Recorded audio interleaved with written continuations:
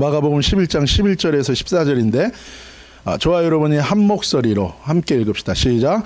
예수께서 예루살렘에 이르러 성전에 들어가사 예수님께서 이제 예루살렘 성에 입성하신 후에 저녁 때 다시 베다니로 감람산 그 산 넘어 베다니 마을로 나가셨어요. 그리고 아침이 돼서 이제 다시 예루살렘 성으로 들어오시다가 아마 식사를 못 하신 것 같아요. 그러니까는 사실 예수님은 새끼를 제자들과 매번 먹었다고 보기가 힘들어요. 사실은 예수님이 이날도 아침 식사를 못 드신 것 같아요. 그래서 오시다가 예수님이 배가 고프셨어요. 그런데 마침 그 길에 가로수 중에 이 무화과 나무가 있는 거를 멀리서 보셨어요. 그리고 예수님이 그 나무에 열매가 있나 해서 가셨는데 잎사귀만 있고 열매가 없었어요. 그러자 예수님이 어떻게 행동하셨습니까? 그 나무를 대하여 저주하셨습니다. 뭐라고 저주했습니까? 다시는 사람들이 너에게서 열매를 못 얻을 것이다. 다른 성경에 보면은 마태복음에 보면은 그래서 어떻게 됐다고 얘기합니까? 그 나무가 곧 말라서 죽었다고 얘기하는 거예요. 한마디로 예수님이 뭐예요? 저주하시고 사망 선고를 내리신 거예요. 13절 우리 한 번 더 읽어볼까요? 시작. 멀리서 잎사귀 있는 한 무화과 나무를 보시고 혹 그 나무에 무엇이 있을까 하여 가셨더니 가서 보신즉 잎사귀 외에 아무것도 없더라. 이는 무화과의 때가 아님이라. 아멘. 무화과의 때가 아니었다는 거예요. 이 말은 무슨 말입니까? 이 무화과 나무가 열매를 맺는 시즌이 아니었다는 거예요. 그래서 언뜻 보면은 예수님의 행동이 한국 속담으로 치면 뭐예요? 운물에서 숭늉 찾는 게 아니냐, 그렇죠? 아직 열매가 맺을 때도 아닌데 예수님이 오셔가지고 열매 없다고 나무한테 화풀이를 하고 저주하셨나라고 생각하면서 예수님이 좀 무리한 행동과 나무한테 무리한 요구를 하신 게 아닌가라고 생각할 수 있어요. 그런데 예수님은 이 사건을 통해서 우리에게 메시지를 주고 계신 거예요. 무화과에 열매가 없는 이유가 있는 거예요. 이유가 있어요. 무화과 나무에게는 어떤 이유입니까? 지금이 무화과의 때가 아니에요. 즉 무화과 나무 열매가 열리는 때가 아니라는 거예요. 그리고 상식적으로 열매가 열리는 유실수마다 어떻습니까? 다 동일한 때에 열리나요? 나무마다 열매가 열리는 때가 다 달라요. 시즌이 다 따로 있는 거예요. 사람들도 자기 인생에 각자의 시간표가 다 있을 수 있어요. 그런데 문제는 뭐냐 하면 자연스럽고 필수적인 성장하고 성숙하는 이 성숙의 그 시간을 넘어서서, 그러니까 마땅히 열매를 맺어야 될 때 맺지 못하고 계속해서 열매 없이 나무 잎사귀만 무성한 채로 살아가는 인생이라면 어느 날 하나님이 이제 그 인생에게 열매를 요구하시는 그날이 온다는 거예요. 근데 그날까지 여전히 열매가 없다면 자기의 시간표는 아직 열매 맺을 때가 안 된 거예요. 그러나 뭐예요? 이미 하나님이 많은 은혜를 주셨고 많은 기회를 주셨고 심지어 많은 축복도 주셨어요. 그런데 뭐예요? 여전히 잎사귀만 있는 거예요. 계속해서. 그리고 자신의 시간대, 열매 맺는 때가 여전히 되지 않았어요. 그러나 어느 날 기다리시지만 어느 날 이제 하나님의 때에 하나님이 우리 인생의 열매를 요구할 때가 온다는 거예요. 근데 그날이 열매가 없으면 어떻게 되는 거예요? 그날이 저주의 시간이요 심판의 시간이 될 수 있다라는 거예요. 베드로 후서 3장 10절에서 13절 말씀이에요. 주님이 열매를 요구하시는 그날은 어떤 날이라고 얘기합니까? 심판의 날이에요. 이 세상의 역사 속에는 심판이 두 번 있습니다. 그렇죠? 근데 첫 번째 심판은 이루어졌어요. 물로 심판했어요. 이제 심판이 한 번 더 남았어요. 근데 그 심판은 무엇으로 심판한다고 얘기합니까? 불로 심판한다. 베드로후서 3장 10절에서 13절에 보면 그 불로 심판하는 의미가 무엇인지를 보여주고 있어요. 주님이 열매를 요구하시는 그날이 있는데 그날은 심판의 날이고 새하늘과 새 땅이 완성되는 구원의 날이기도 해요. 근데 그날의 특징이 뭡니까? 10절에 보면 그 주의 날이 어떻게 온다고요? 도적같이 온다고요. 생각지 않은 때에 갑자기 오는 거예요. 갑자기. 주님의 날은 그렇게 임한다는 거예요. 근데 사실은 뭐예요? 이미 그날이 온다는 거를 주님이 우리에게 알려주셨어요? 안 알려줬어요? 알려주셨어요. 기다리라고 했습니다. 그날이 있다고 했어요. 그날에 대한 약속이 있다고 했어요. 그래서 여기도 뭡니까? 그렇기 때문에 그날에 확실하게 불로 심판하고 그 심판의 내용은 이 세상에 가리워졌던 모든 악들이 드러나고 가리워졌던 모든 하나님의 선과 거룩이 다 드러나는 불로 드러나는 그날이 있을 거라는 거예요. 그렇기 때문에 뭐라고 얘기합니까? 너희가 어떠한 사람이 되어야 마땅하냐? 이 말은 다른 말로 하면 뭐예요? 그날이 있음을 너가 아는데 열매를 요구할 그날, 심판의 날이요 구원의 날인 그날이 있음을 너가 안다면 너는 어떻게 살아야 되겠냐? 라고 얘기하면서 뭐라고 얘기합니까? 거룩한 행실로 살아라는 거예요. 거룩한 행실이 뭐예요? 하나님 말씀 따라서 순종하는 인생을 살라는 거예요. 경건하게 살아라. 경건이 뭡니까? 하나님 닮아가는 거예요. 하나님. 즉 뭡니까? 하나님의 말씀대로 하나님의 성품과 하나님의 뜻과 마음을 쫓는 인생이 되라는 거예요. 하나님 말씀대로 사는 것, 그리고 하나님의 뜻을 쫓아 하나님의 성품을 따라 사는 것, 그것이 하나님의 날이 임하기를 바라보고 간절히 사모하는 인생의 자세라는 거예요. 그날에는 어떤 일이 있다고요? 하늘도 불에 타서 다 풀어지고 체질이 뜨거운 불에 녹아지려 이 세상의 모든 본질적인 것들이 다 바뀌고 새로워진다는 거예요.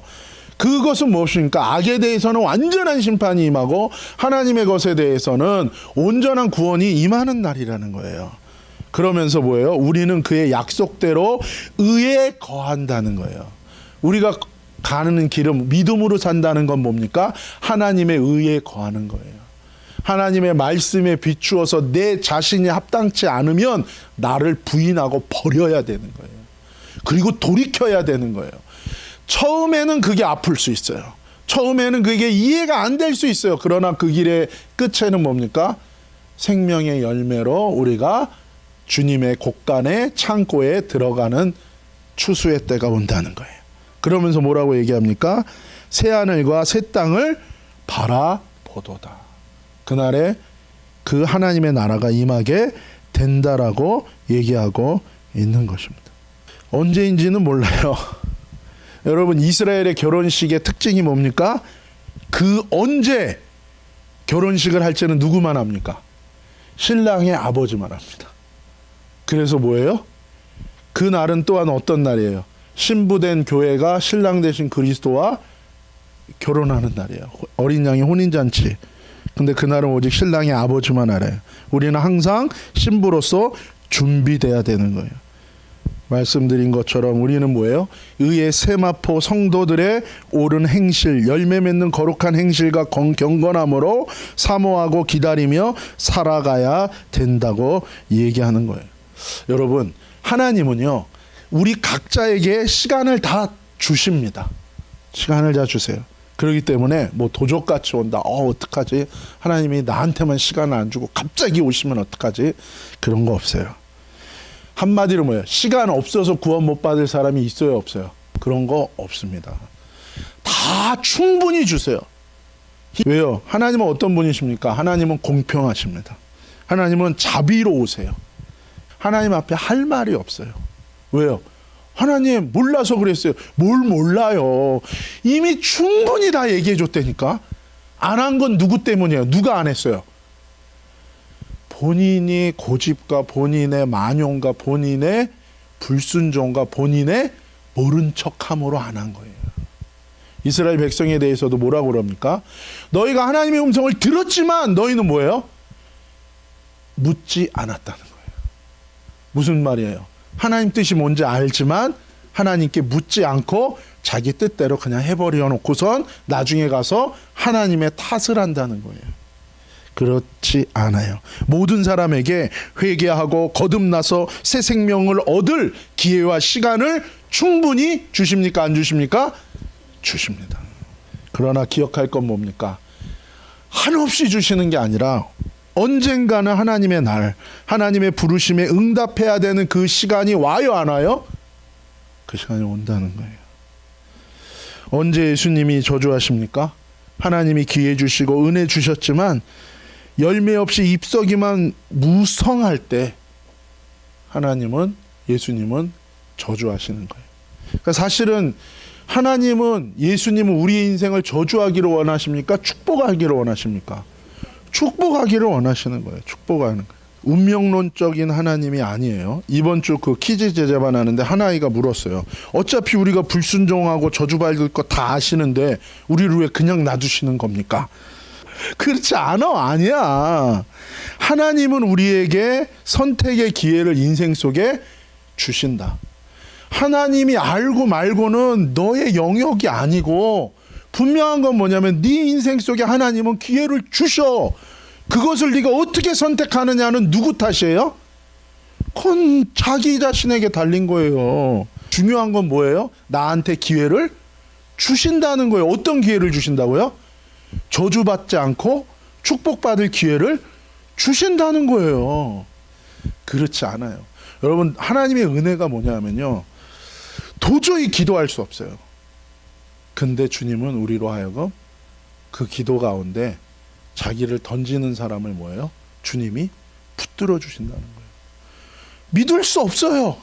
근데 그 가운데서 주님을 바라보는 사람을 뭐예요? 주님이 외면치 않으신다는 거예요. 너무나 악해요. 그럼에도 불구하고 뭐예요? 주님의 뜻 가운데 주의 거룩을 바라보는 자를 뭐예요? 외면치 않으신다는 거예요. 역설이 뭔지 아십니까?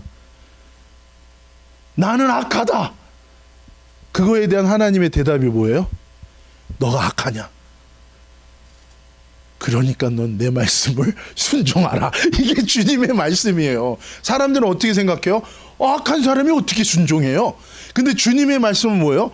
너가 악하기 때문에 하나님 말씀에 넌 순종해야 된다는 거예요. 그래야 너가 뭐예요? 산다는 거예요. 때로는 하나님이 그걸 역으로 바꿔서 얘기해요. 아합의 아들이 난간에서 뭐 하다가 떨어졌는지 모르지만 떨어져서 죽게 됐어요. 죽을 병이 걸렸어요. 근데 그 인생의 마지막 그 위기 속에서도 하나님께 안 나가.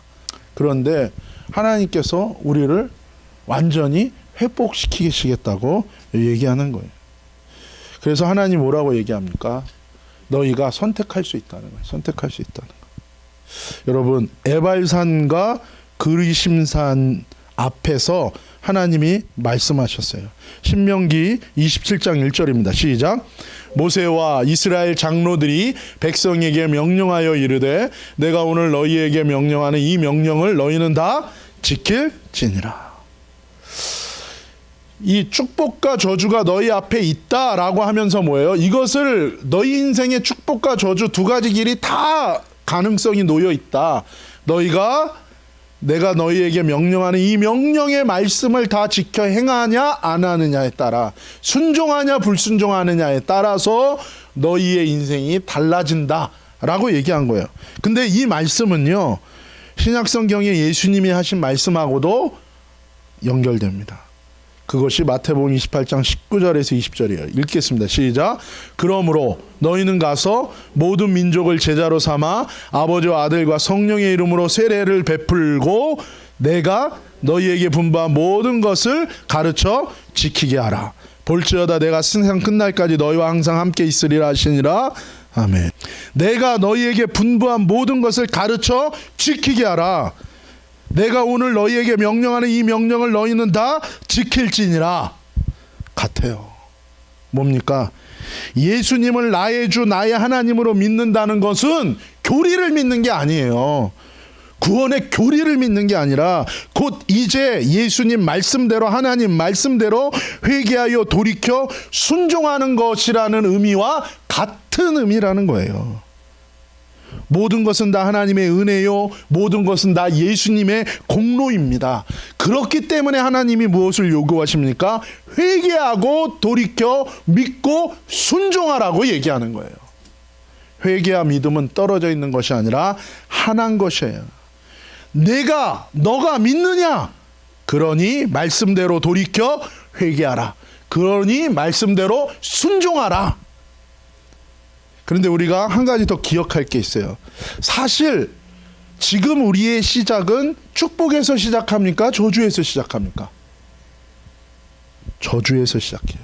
이미 아담과 하와로부터 범죄했잖아요. 우리 안에 뭐가 있어요? 죄성이 있어요. 그리고 어려서부터 인간이 그 생각하는 것보다 선하다고요? 악하다고요? 악하다고요.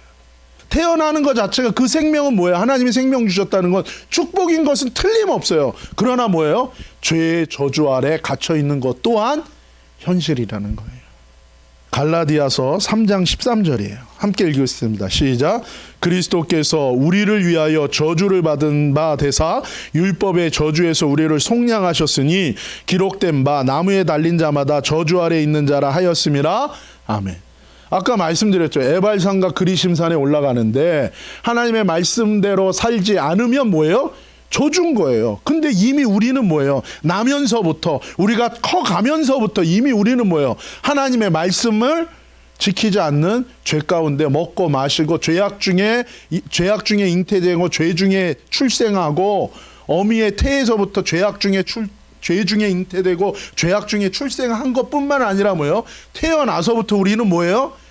죄를 짓고 하나님 말씀과 상관없이 살아온 것이 있다는 거예요.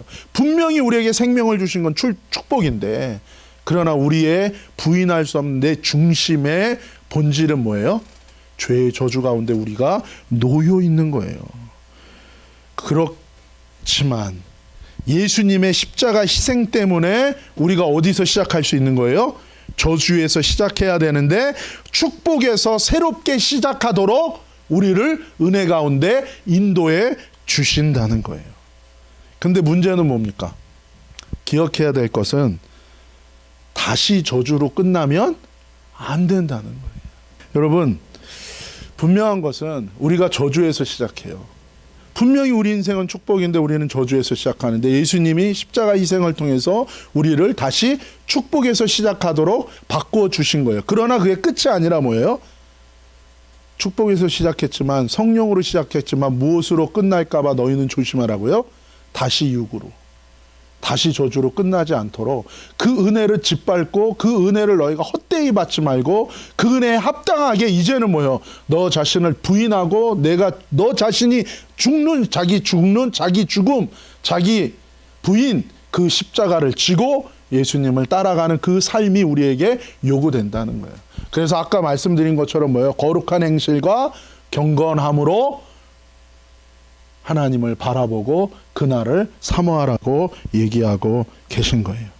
여러분, 저와 여러분이 축복에서 다시금 새롭게 시작하기를 예수님의 이름으로 축복합니다.